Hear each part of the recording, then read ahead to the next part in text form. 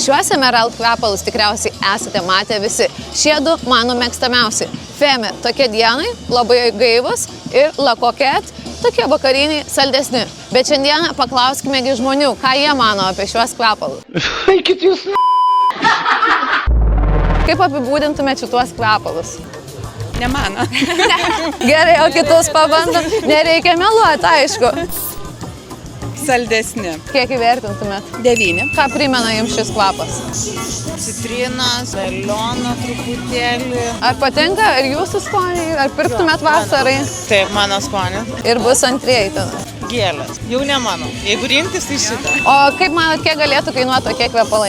Kvapas tai toksai brangesnis ir prabangesnis, bet tikėtina, kad klausėte to, tai nebus labai brangus. Na, o dabar paklausime įžymių Lietuvos žmonių, ką jie mano apie šiuos kvepalus. Ką jie veikia Palangoje? Gal čia? Taip gėliškai. Pieva tokia gėlių. Net aš užuodžiu. Ir kiti tada būtų? O ką mes čia žaidžiam? Pavosti kvapą?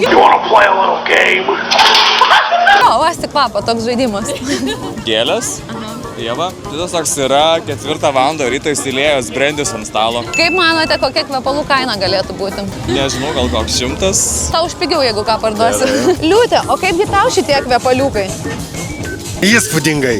Biškai citrusą, gėlių. Vasarai, manai, tiktų? Tiktų. Kitas? Mėgstu tūsintis ir nemėgstu merginų, kurios sėdi namie. O dieve, kitas? Kitas? Tokie stipresni, nežinau. Kurie tau labiau patiktų? Man pirmi labiau. Skirtingi žmonės, skirtingos nuomonės, kaip ir mūsų. O Irinto, kurie tavo mėgstamiausi? Man tai La Coquette. Vau.